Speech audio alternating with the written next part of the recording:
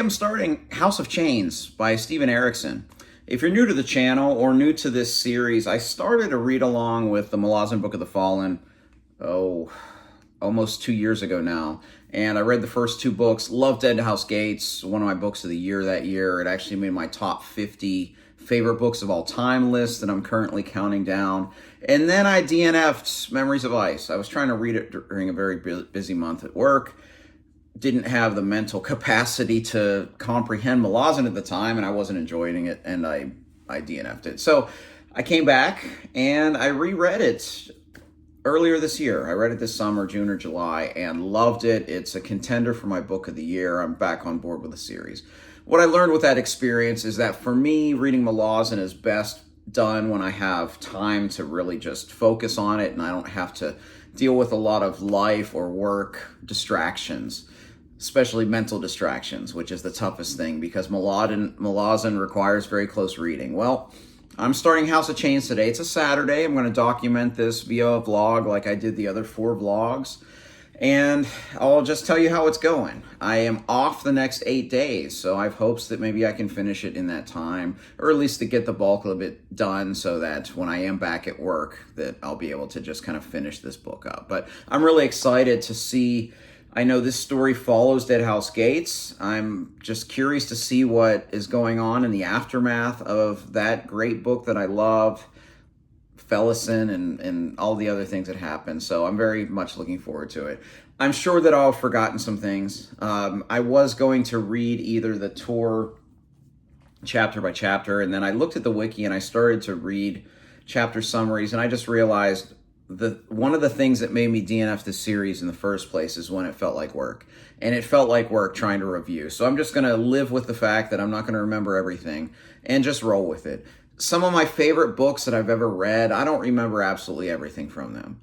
I'm not interested in, I know that there's a big subset of the Malazan fandom that treats this like, this should be your PhD and you should be studying and taking notes and rereading and rereading and rereading. I just want to enjoy the story. So here I am. I'm going to get started. I'll update just whenever I feel I have something to say. So thanks for checking out this vlog. And I will say that this will be a spoiler vlog. I mean, if you're here, you're probably a Malazan fan. It's the only reason you're here anyway. So I will be giving full spoilers because it's just more fun to talk about it that way. I held back a little bit with Memories of Ice, and I don't think I will this time because I think it'll be a lot more fun to just kind of bring up the things that I'm enjoying with more specificity than just, hey, I really like this scene that had this character. Anyway, I'm going to get to reading. I'll talk to you soon. So it's Sunday afternoon, and I finished book 1 of House of Chains already. This is easily my favorite start of the 4 Malazan books that I've read. It almost read like a novella, staying with one character the entire time, Karsa, who I didn't always like. I was annoyed by him a lot. I mean, he's this big giant and kind of a barbarian and kind of rough and kind of dumb, but the story itself was just incredibly compelling. I read like 150 pages last night. So I'm really excited about this book. I'm sure book 2 will take us another way because we saw at the end, who he is and how it ties into some events of Dead House Gates. So it appears this first book actually happened kind of before that book. So very compelling start. I really enjoyed it. I guess the reason I didn't like Karsa, there was the scene in the cave where he was with his 2 companions and they were kind of reading the hieroglyphs on the walls and everything. And one thing I really love about Erikson's world, it's just the way he drops the world building hints. And Karsa just didn't want to know any of that. And of course I wanted to know all of it because that's what I really love most about these stories so far, is just this vast world that Erikson has created. But man, I'm really excited about this book. Again, easily the best start of any of the 4 books. It didn't jump around at all. And it just made for a really kind of just a start that was just really easy to jump in. I will be honest, I was a little nervous starting again. I guess I'm still just a little, I don't know, hesitant or wary, I guess is probably a better term, about this series because I did DNF Memories of Ice at one point, and I did find parts of Gardens of the Moon just kind of really confusing. So there's still just that little bit of nervousness, but man, the first 180 pages of this book are fantastic, and I'm really excited to continue. I'll read probably a little bit more, maybe one more chapter this afternoon, and then read some tonight, and probably give you an update tomorrow as to where I am, but nothing but positive so far. So, quick reading break, because I want to make some coffee and get back at it, but I just finished book 2 of House of Chains, and I can just echo that this is definitely my favorite so far of all of them. Let me try to get the angle right here. This is just not going to work. I'm just going to duck down. So what I find interesting is book 2 is kind of more of a traditional type of, I guess, the way that Malazan is normally laid out, just the way that Erikson tells the story in these very kind of short chunks, and it jumps around point of view character quite a bit. But the thing I've really enjoyed most is this is the first time it hasn't really felt entirely disjunct, at least in the first parts of books. You know, most of these books, when I get towards the end, everything just kind of flows, and I get into just kind of this reading rhythm and end up reading larger chunks. If you'd watched my Memories of Ice vlog, I started that book and I read at least half the book in 1 hour spurts. And I haven't had to do that here. Even in book 2 of House of Chains, when it just started jumping around point of view, I've been doing long reading sessions. I just finished, this is Monday afternoon. I started it like 2 days ago and I'm already done with book 2. I am really surprised that, one, I'm able to read Malazan this fast, but also that I'm just able to read, longer reading sessions as I do with most other books. Because with Malazan, that hasn't been easy for me to do. But I think a big reason is just the familiarity of the characters. I loved seeing Strings, which was Fiddler. And the end of that book, of course, he finds out that Whiskey Jack and the Bridge Burners are no more. So that was sad. There was a little bit, a couple chapters ago that I found interesting. There's a kind of a spell regarding the Bridge Burners that happened in Raraku. So I'm looking to see, because they said it's kind of circular, so I'm looking to see kind of where that goes. But that was interesting. I do like quite a bit when we dip back into Karsa, and it's interesting. He's kind of resurrected his 2 companions, Byroth and Delim, I think his name is. So I like that, but man, the story's just flowing for me, and I'm, like I said, I'm just taking a quick break here to make a little coffee over here so that I can get back to reading, because I'm really enjoying this book. I'm wondering, it popped into my head yesterday when I finished my reading session, I felt that book 2 was better than 1, book 3 was better than 2. I mean, is that trend going to continue all the way to the end? Because it seems that most people do talk about the Crippled God being their favorite in the series, but halfway through, House of Chains is fantastic, and I'm really looking forward to seeing what happens next. There were a couple times that I didn't remember a few things, like I didn't remember the one character Pearl, and I just asked the Discord, and I'm okay with like these kind of moments that kind of happen in this series.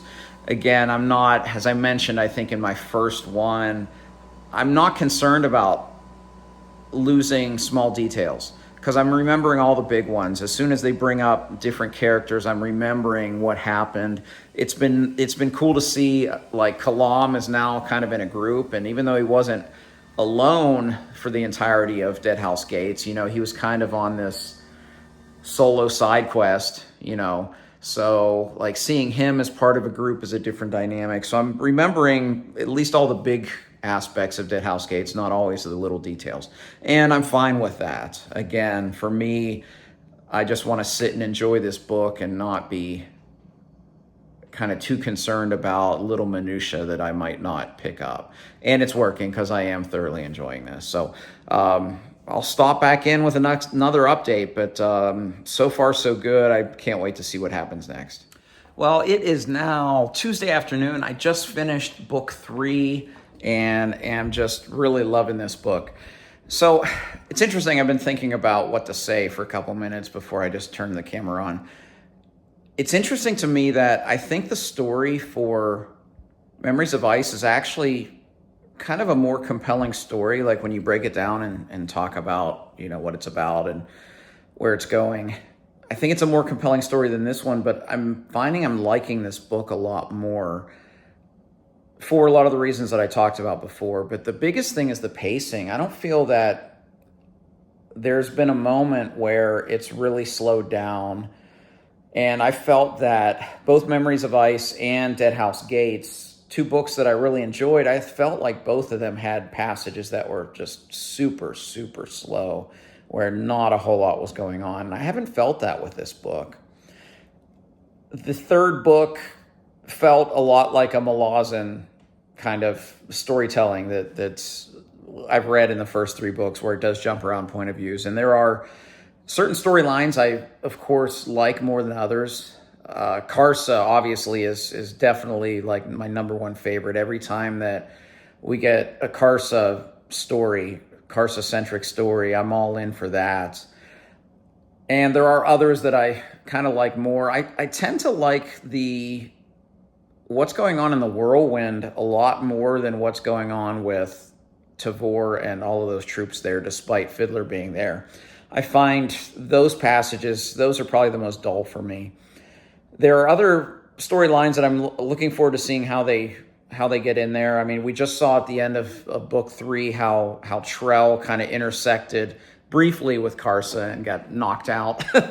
But I'm curious to see where the Crocus and Apsalar story, how that folds into there too, because we know that book 4 is coming up, so it's going to be this big convergence, and that's what Erikson does so well, is bring all these things together. One of the storylines I've been disappointed in is the Lastara Yil. I thought her and Pearl, that storyline was off to such a great start, and then it kind of disappeared for like 300 pages. And then it briefly popped up again in book 3, so I don't know if there's going to be anything of that.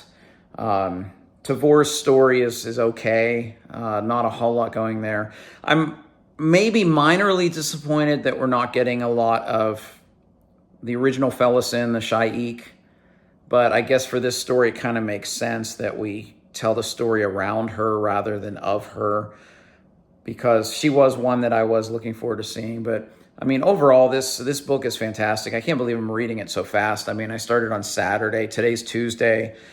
I'll read a little bit more this afternoon.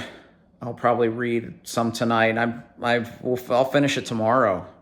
I mean, my entire hope was that I would finish it before I was back to work a Monday from now, and I'm going to finish it like much sooner than that. So really exciting to me. It has me really excited. There was a time last night when I was reading and I was thinking like, oh, maybe I need to check out the Esselmont novels, and I just realized I might be turning into a Malazan, like a big Malazan fan here, kind of with this book, because this is the first time that I've just really felt just wholly invested and just reading it with just a lot of love from beginning to end. So I hope it does end well. If the trajectory continues, this might end up being my favorite of the 4. And I look forward to just seeing where the story goes. Just a real quick update. I just finished chapter 19. And one thing I forgot to mention, I marvel at how we just had a big battle scene. And when you know characters on both sides, it's one of those you're not really sure who you're rooting for. And I love that about these books, because you just see it as, there's good people on both sides, which, most of the time in fiction, we're reading battles and it's black and white, good guy, bad guy, but there's no good guy, bad guy, and you're not really cheering for anybody. There's people you like more than others. But anyway, just quick little observation. I'm going to get back at it. Well, I'm one chapter away from being done, but I had a lot to say before I finished that last chapter. I actually finished it last night.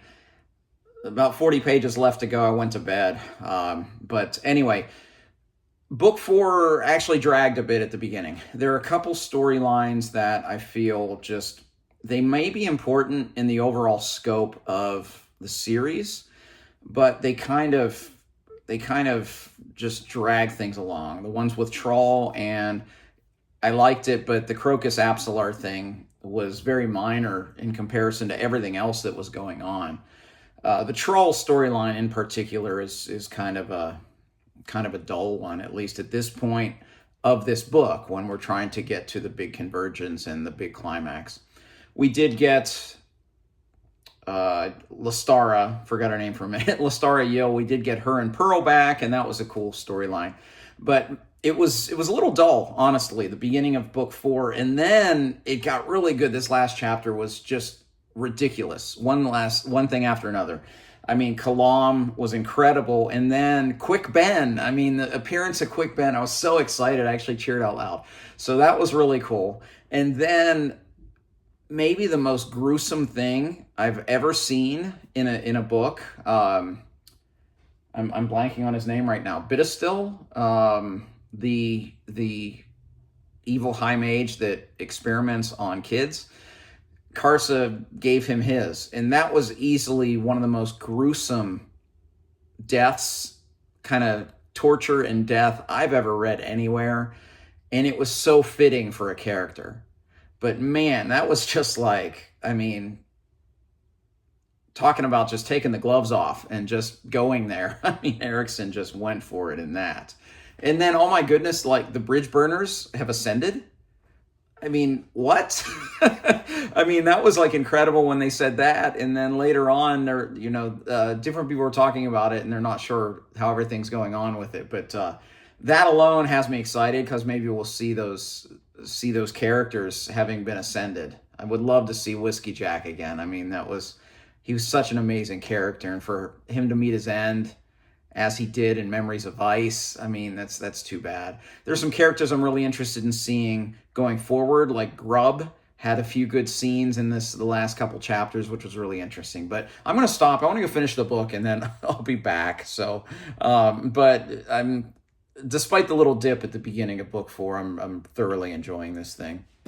Well, I have a new favorite Malazan book. So this one didn't reach the highs at the end, I think, like Memories of Ice did, but from beginning to end, I thought it was a more compelling story, and I thought it was, despite the little sag at the beginning of book 4, I think it was the more consistent story. I mentioned in my last vlog that Erikson can be slow, and he doesn't have that reputation because his endings are always so good, but that doesn't change the fact that he can be slow, like book 2 of Memories of Ice, case in point.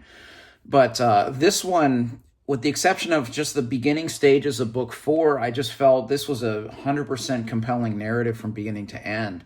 It didn't have the huge ending like Memories of Ice. It didn't like wreck me emotionally like Memories of Ice. I remember sitting here doing that vlog and just staring off into space because I was still trying to process everything. It didn't quite have that kind of emotional connection for me, or probably for most readers, but I think from just a objective looking at the books, I think this is the best one so far. So I guess a few things to reflect upon. So first of all, going into this series, I always heard about Animander Rake. Why have I not heard of Karsa or Long? Because Karsa is by far my favorite character in this series so far. And I think he's so much more compelling than Rake. So maybe more will happen later, but I don't know why I'd never heard this name until I started this book. Because he had such a story, and I mean, the first quarter of the book was him, but even throughout, every time he was on the page, you just saw just further development of his character. And I love the scene at the end where he goes up to Tavor and says, "You're not my enemy, so I'm not going to kill you." And everyone kind of huffs about it, and then they realize, oh yeah, he probably could have killed all of us. So I like that scene with him at the end. But I don't know why we hadn't heard about this character at all. So I guess maybe I'll find out as I get into the future books. But easily my favorite so far.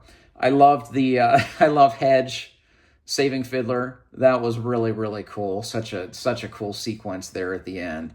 And I felt that pretty much most of the plot threads kind of wrapped up really well. There weren't too many they're dangling. I mean, there's obviously story to be continued. This is book 4 of 10.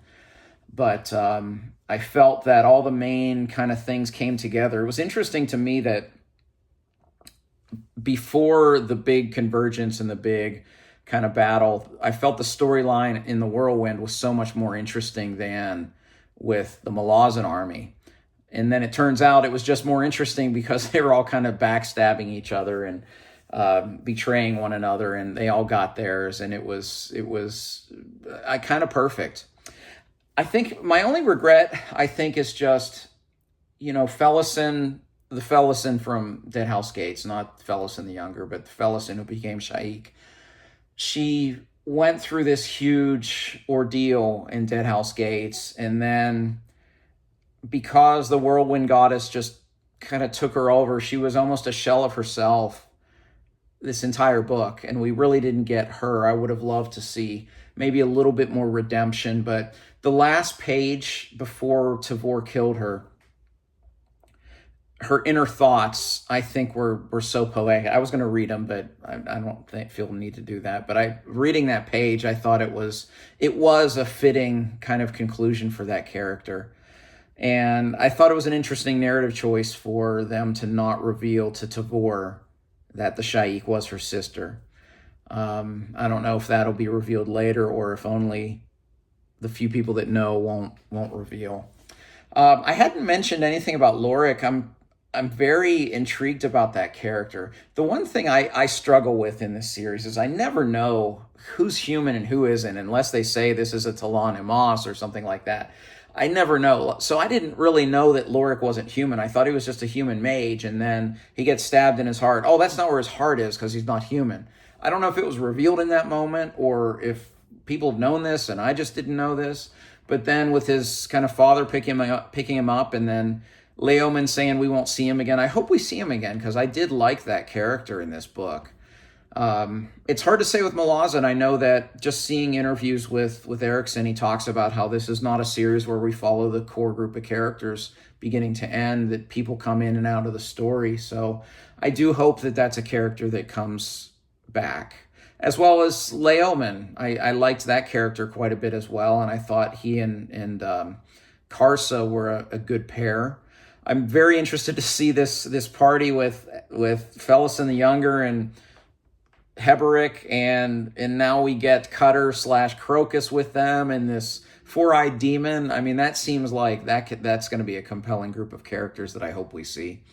But I really enjoyed this book. This was easily the most enjoyable Malazan reading experience I've had of the 4 books, because again, just a dip of, I say the dip in the pacing. It was only like 60 or 80 pages. Besides that, 750 pages. I enjoyed it from beginning to end, and even Dead House Gates and Memories of Ice, 2 books that I love, I can't say that. So this was easily the one that I enjoyed the most reading, had the most fun reading, has me the most excited going forward. I think I mentioned early in this vlog that I was a little nervous going in because I DNF'd Memories of Ice, and even though I read it and loved it, there were still some struggle bus moments for me. But this one, I didn't experience that. There's still aspects of the storytelling that are really fuzzy to me. I still struggle to see kind of the macro big picture, and I don't know if that's just me not picking up everything or not taking the time to pick up everything, but I'm really unsure kind of the roles of the gods and elder gods versus lesser gods and how ascendants fit in there. And like this book, we had Cotillion was very active in the last half of this book. So I don't always see the big picture, and I don't know if I'm supposed to see the big picture or if I'm just kind of missing a few things here and there. But I'm going to take the Philip Chase's advice when I started this series with the read-along. He told us all to just kind of roll with it and not get too hung up on the things that I'm not understanding. But at a micro level, I pretty much am loving this series. A macro level, we'll see how it goes.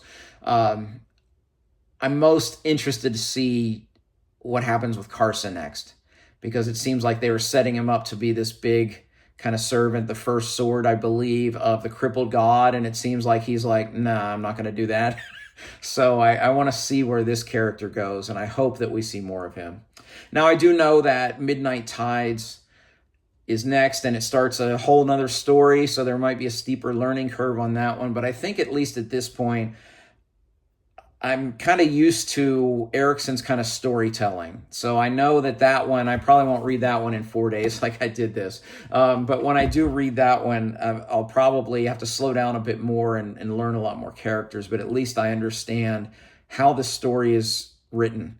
I'm also intrigued that I saw, just because I saw a reading order, and if you wanted to read Malazan in kind of chronological order, Midnight Tides is first before Gardens of the Moon. So I wonder if we're going to get information about how Dancer and Kalinved ascended.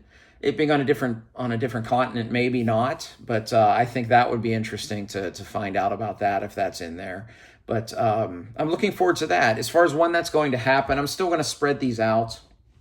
I like having, well, two reasons. One is I like having it a few months out so that I can get excited for it. But the other thing is I'm starting Memory, Sorrow, and Thorn in January, so I'm going to have some big chunkers along the way, and next month I'm traveling too much for any big books. So I'm going to read it during spring break in March. So that's when I plan on picking up Midnight Tides, and I'll do another one of these. And I hope the trend continues, because it was Gardens, Dead House, Memories. House of Chains is my favorite Malazan book at this point. Anyway, if you made it this far, thanks for watching. This has been a lot of fun. I'm so excited for this series. And if there's anything you can tell me that's not going to spoil future books, put it in the comments below. I'd love to talk with you about it. I'm turning into a big Malazan fan, and I look forward to just interacting more with the community as I get further into this series. So thanks for watching this vlog. If you like this video, please like and subscribe. You can also find me on Twitter, Goodreads, and the Fireside Discord. I'd love to talk with you there. As always, thank you for watching. Until next time, goodbye.